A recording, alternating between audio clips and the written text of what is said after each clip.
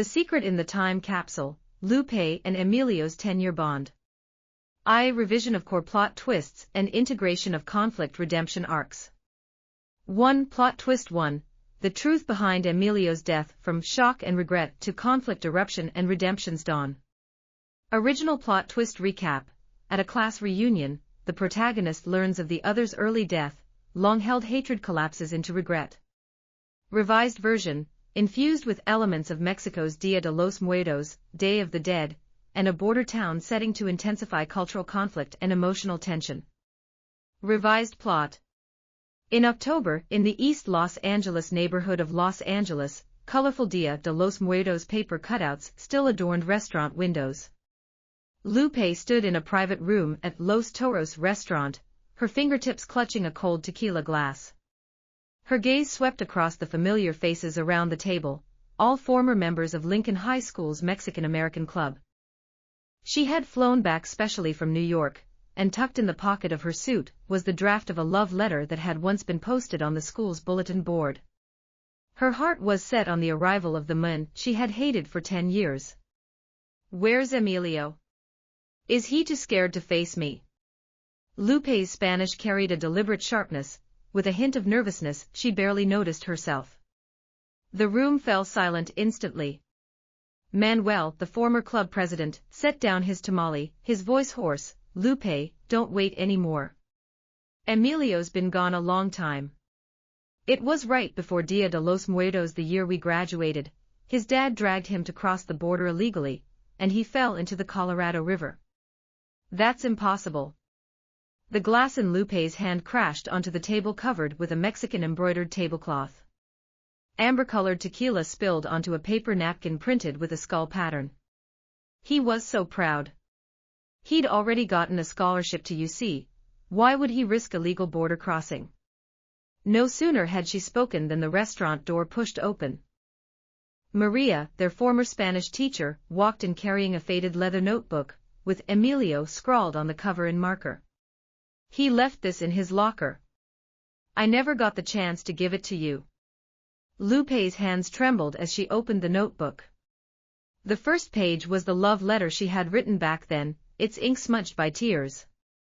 Next to it, a line of messy pencil writing read, "I want everyone to know, Lupe is the girl I want to protect."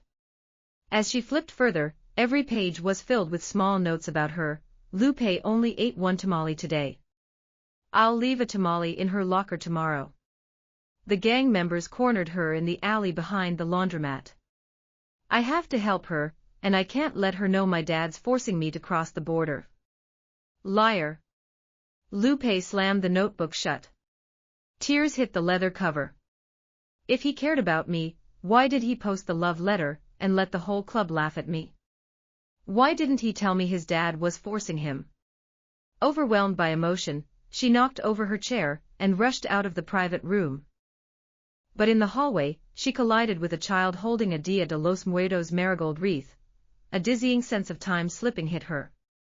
Her vision went black and she collapsed. Flashing through her mind was an image of Emilio struggling in a river, shouting into the distance, "Don't touch Lupe." Conflict redemption, the memorial atmosphere of Dia de los Muertos and Emilio's death from illegal crossing, create dual conflicts of culture and reality. Lupe's hatred does not fade with his death, instead, it grows more intense due to unresolved misunderstandings. She resents Emilio's clumsiness, and blames herself for 10 years of misplaced hatred. The details in the notebook and the flashback allow her to recognize Emilio's protection for the first time, sparking a desire to uncover the truth, and make amends for the wrongs she had done to this Mexican boy. 2. Plot twist 2. Emilio equals Mr. X, from perception shock to conflict resolution and mutual redemption. Original plot twist recap. The protagonist discovers the person she hated has been secretly helping her. Revised version, infused with Mexico's anonymous mutual aid culture, replacing original elements with traditional handicrafts to amplify the emotional impact of the identity reveal. Revised plot. When Lupe opened her eyes again, she found herself sitting in Lincoln High School's classroom. Posters for Mexico's Independence Day covered the walls, and the sound of Spanish laughter drifted in from outside the window. Up ahead, Emilio sat diagonally from her, wearing a faded school uniform. Faint bruises showed through the back of his shirt. Suddenly, she recalled the image she had seen before the flashback, the way he had been beaten by his father. But the memory of the love letter posted on the bulletin board made her clench her fists again. During lunch break, Lupe cornered Emilio by the tamale stand outside the school, clutching the crumpled love letter in her hand. "Emilio, why did you post this? Do you have any idea how the gang members laughed at me, calling me a Mexican girl no one wants?" Emilio's ears turned red instantly. His fingers unconsciously picked at the cuff of his uniform. I thought if they saw this, they'd know you had me protecting you. They wouldn't bully you anymore." "What kind of stupid logic is that?" Lupe grew angrier, her Spanish rapid and sharp. "I worked for 10 years just to make you regret it.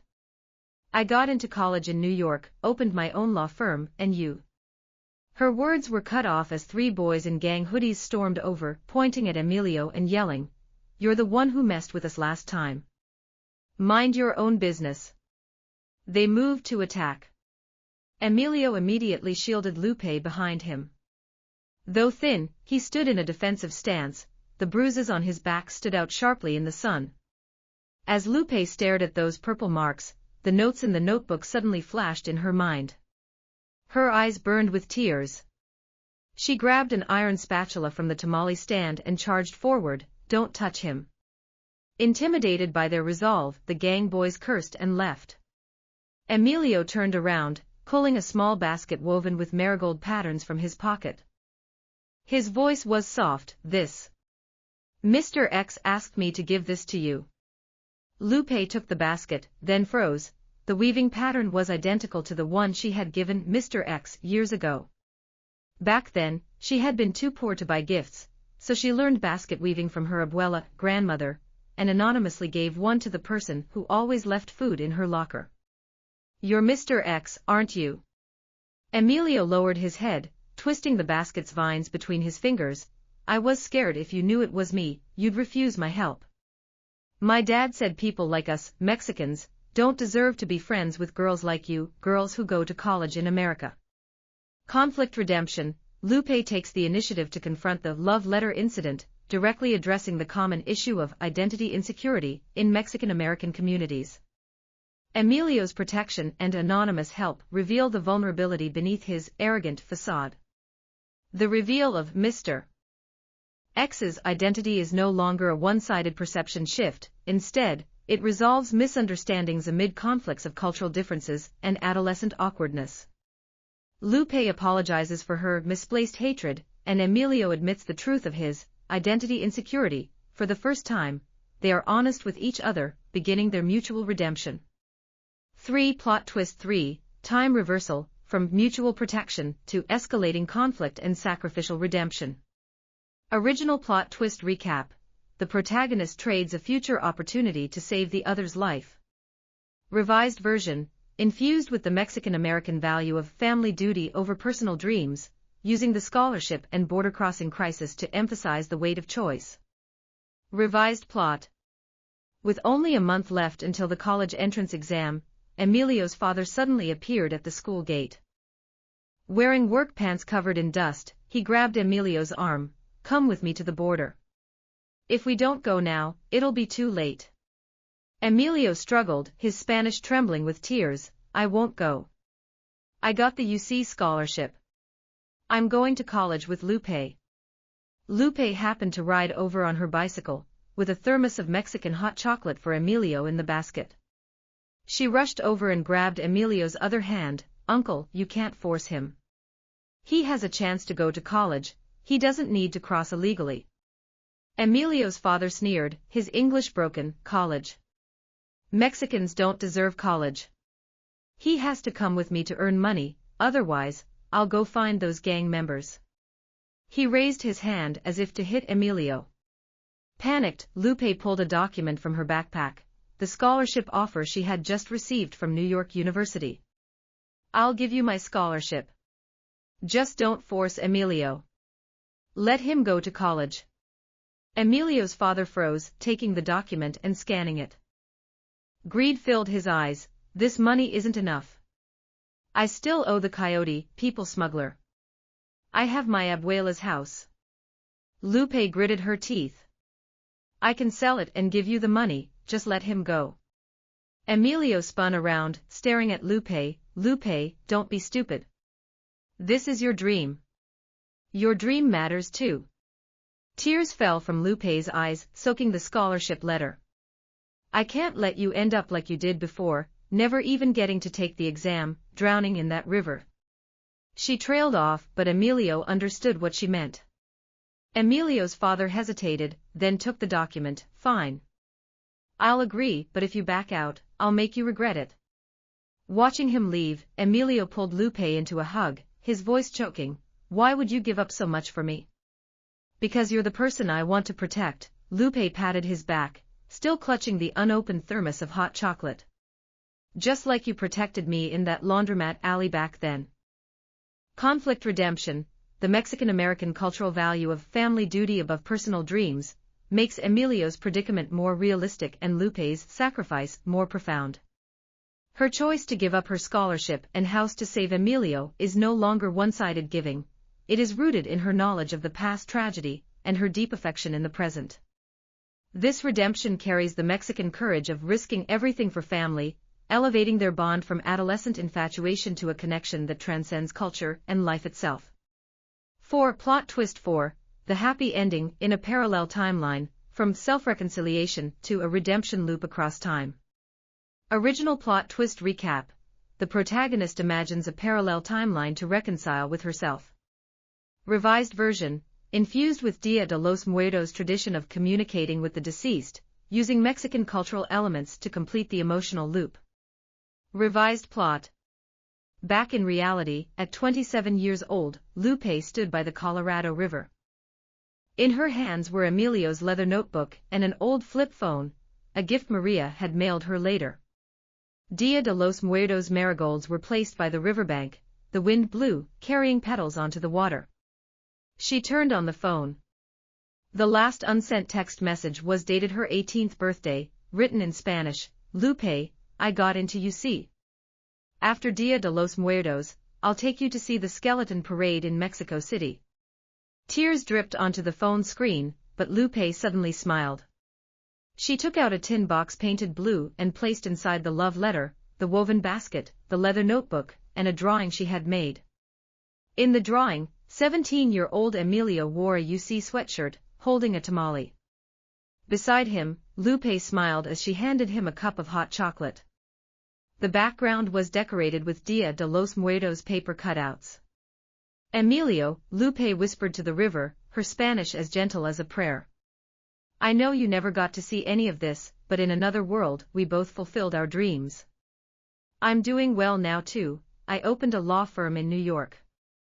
I've helped so many Mexican kids like us back then, helping them apply for scholarships so they don't end up like you, forced into illegal crossing. She buried the tin box under the marigold bushes, just like they had buried a time capsule in the school backyard years ago. As she turned to leave, she seemed to see 17-year-old Emilio standing in the distance, holding a woven basket. He smiled and said, Lupe, you have to keep doing well, okay? Conflict redemption. The Dia de los Muertos tradition of talking to the deceased creates a tender conflict between the regret of reality and the happiness of the parallel timeline. Instead of drowning in grief, Lupe transforms Emilio's protection into a force for helping others.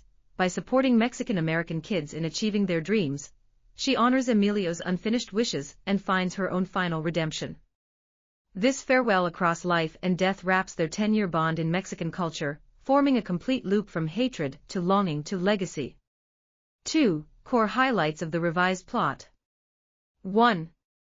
Natural cultural integration, elements of Dia de los Muertos, tamales, and illegal border crossing, cultural symbols and real struggles of Mexican Americans, are woven into the plot. This preserves the original story's emotional core while grounding the setting in authenticity and uniqueness.